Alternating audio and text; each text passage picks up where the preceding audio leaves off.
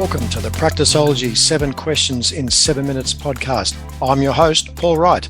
In this podcast, we share the secrets of elite allied health business ownership and teach you the strategies, tactics, and mindset needed to grow a highly profitable and successful allied health business that works without you. If you'd like to work directly with the Practiceology team and receive personal coaching and mentoring to help you earn more, work less, and enjoy your life as a health business owner, visit mypracticeology.com to find out more and apply.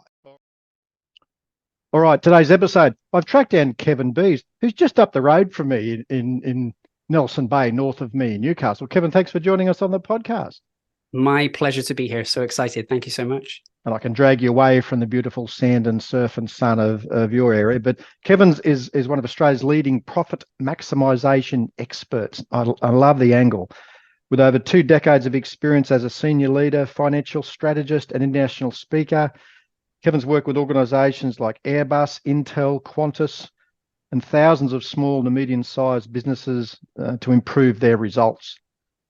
He increases business profits, cash flow, and net worth using his skills in financial strategy, sales, marketing, and operations, and they enjoy a range of lasting benefits in increasing their performance.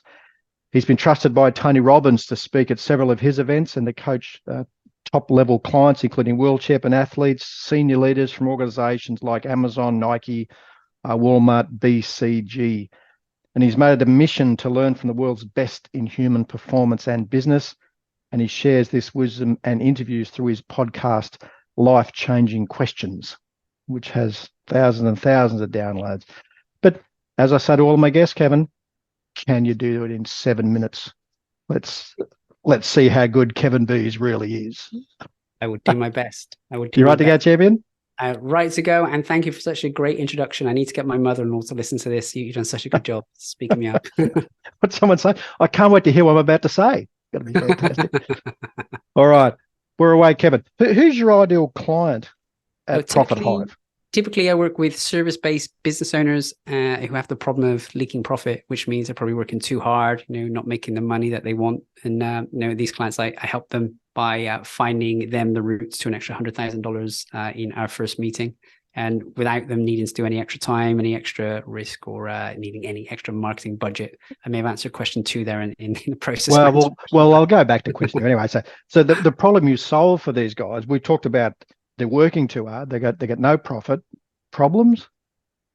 Well, and they may have no profit, or they may have less profit than they would like to be making, and that manifests in all sorts of problems. If you're in that situation, you're probably feeling stressed. You're probably working more hours than you want. Maybe you can't get the right team members, or you can't get them to do the right things in the right way. So it manifests in a lot of different ways around how you're feeling about your business. If you're not feeling aligned, like the business is going in the direction that you want, it is probably down to this on some level.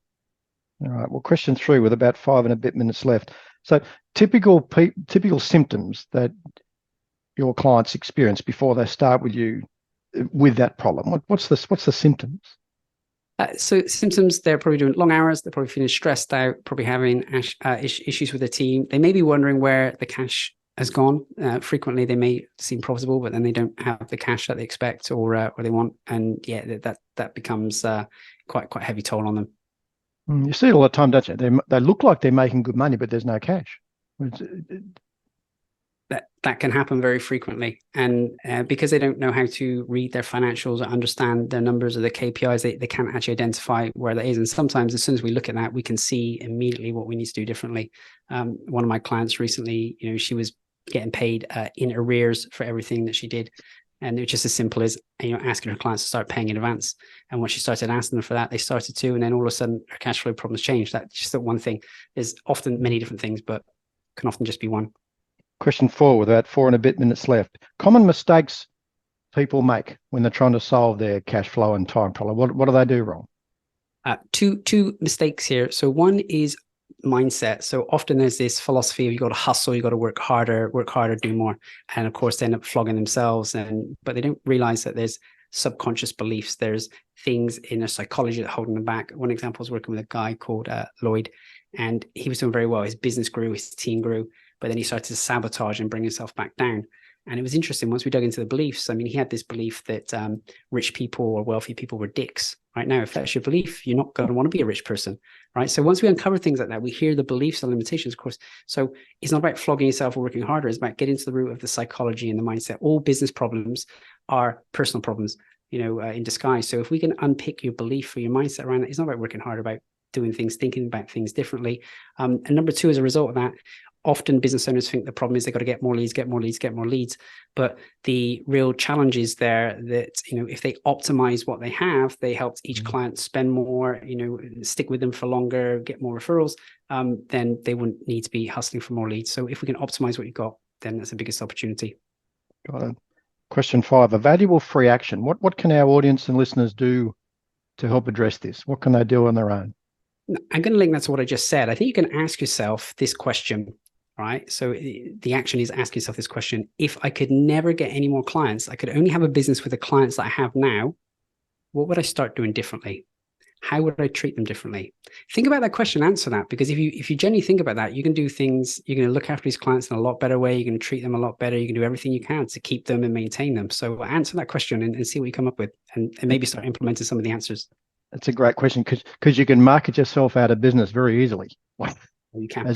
As you know. Question 6, about 2.5 minutes left. So what's a free resource, Kevin? What have you got that can help them on their journey? What have we got?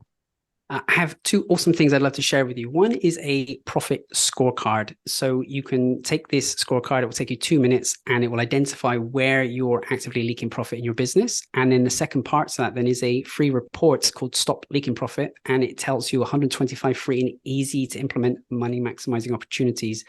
You can get those on the website www.profit.gifts. So it's like my gift to you. So GIFTS. So profit.gifts. .com.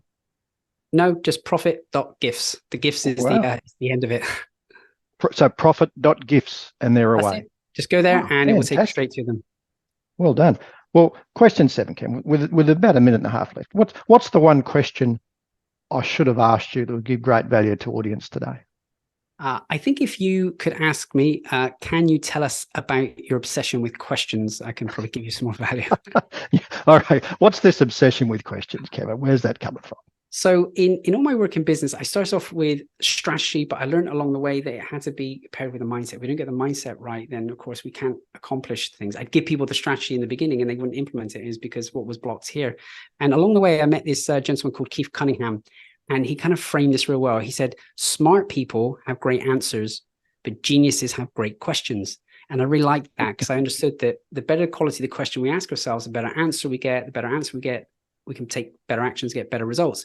So for the last 5-6 years, I've been interviewing leading experts, people with New York Times bestselling authors, people who sold their businesses for hundreds of millions, and asking them, hey, well, what's the question that you've asked that's had the biggest impact in your life?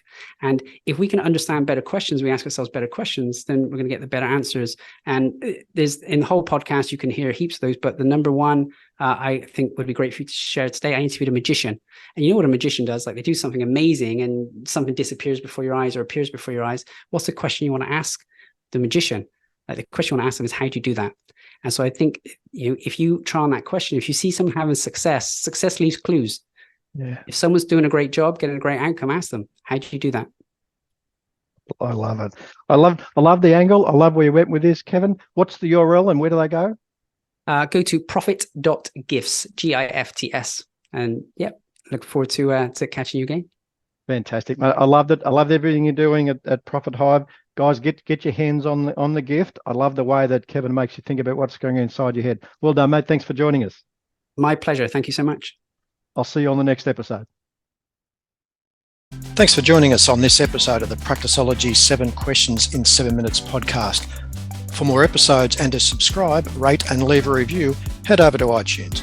And if you'd like to increase your health business profits, reduce your personal work hours, and spend more time with your family and friends, you can find out more about the Practiceology Mentor Program at mypracticeology.com.